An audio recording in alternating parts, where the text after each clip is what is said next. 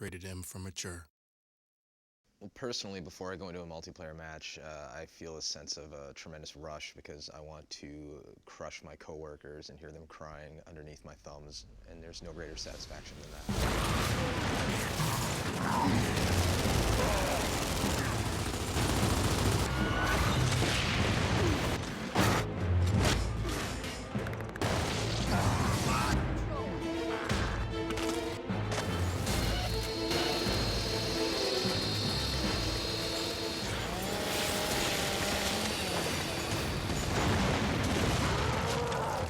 To go take Gears 1 multiplayer as a base and then improve on it, we had to look at a number of different things, and one of them was just sort of things like basic mobility.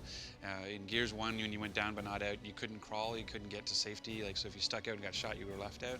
And so that was a big one for us. One of the first changes we made was the ability to actually crawl and try to crawl to your friends to get revived or to back up and behind cover so you couldn't get shot anymore. I think the first Gears helped break that typical run and gun mentality that a lot of shooters have had for years, as well as having players jumping on each other's heads like a bunch of cracked out bunny rabbits.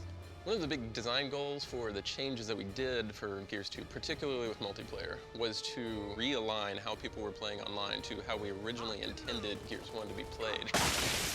Gears 1, when we released the game out to the world, it took a life of its own, obviously. And one of the things we found was that people like to do this evade shotgun technique of being able to go towards somebody really fast, then roll towards them, and then pop up and shoot them with a shotgun, which was really effective, but too effective, in fact. And so what we've introduced is this idea of stopping power, which is that as you're being shot with bullets, it actually slows you down. It's kind of like as if you were running against a fire hose. I think if you're ever playing a versus multiplayer game, a good aspect of that experience is psychological warfare. Usually my trash talk is just repeating my favorite lines from the game itself, whether it's Hoffman going, "Eat boot!" or, Dom saying, "Sup, bitches!" I like to talk trash to random people. When I drive by people in my car, I call them douche nozzles. Cliff has this whole douche nozzle thing, which I don't even understand to begin with. My license plate says D-nozzle. No, it doesn't. Going in and playing a match, if, for example, in Wingman, and then jumping over to Guardian, and then playing 5-player co-op in Horde, or going back to the campaign, I really don't think people are ever going to get bored with the sheer amount of variety we have this time around.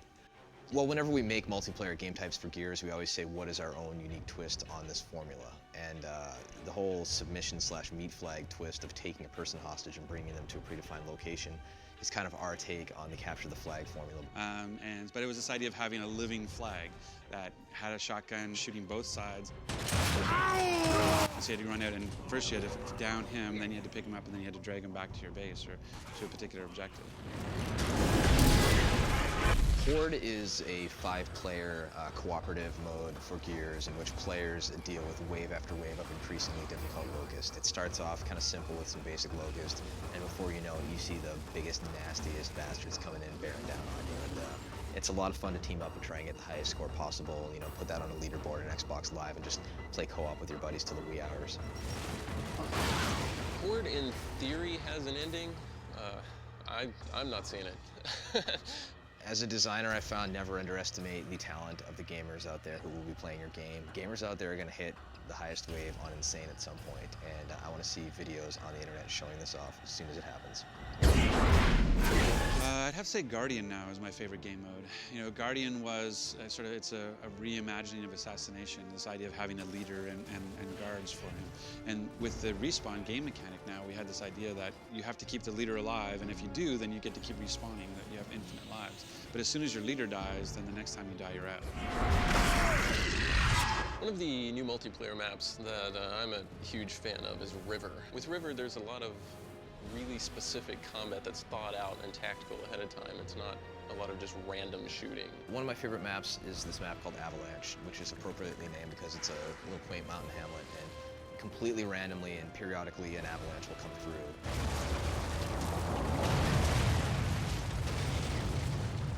And anybody who's in the path of the snow will get wiped out. But the beauty of this is that suddenly other areas of the level are available to walk to, whereas they weren't before. Other guns can be accessed now. And you have a battlefield that actually shifts dynamically depending on an X factor of the avalanche coming in. This time around, Gears 2 multiplayer achievements are easier to get. We took off a lot of the restrictions that we had in Gears 1. You can basically get all your achievements for your kills in the campaign. You can get them in co-op, you can get them in Horde, and you can get them in Versus. So we want players getting those points, we want them getting those achievements, and we want them wielding their nerd cred as much as possible. Achievement design is sort of it's actually a little bit of art and a lot of, a little bit of science. There's the cheese and the maze is that the most goes towards. It's that if you don't know anything about the game and you're not reading the manual and you're just jumping in, a lot of people will still check the achievements. And so if I tell you, hey, there's this thing called a ticker, and if you melee it 30 times, we'll give you something. They're like, you can melee tickers? Oh, okay, I guess I'll go try that. It seems like with every product, whenever Rod names the achievements, it's a competition to see what the goofiest, most punniest names are that we come up with. I kind of go through and come up with weird random names, generally, 80s movie references because I'm old, and as much double entendre as I can get away with Microsoft. I'm a big fan of Dirty, Dirty Horde, as well as Crossed Swords, which is an achievement for numerous chainsaw duels, which is clearly an allusion to ancient warriors battling with their large iron swords. I think the hardest achievement is the continuation of Seriously. In Gears 1, it was just Seriously, it was like 10,000 kills online. Like, really? Like, how long is this going to take you guys? And in Gears 2, we have 100,000 kills, which is Seriously 2.0, which we could have just called Seriously or...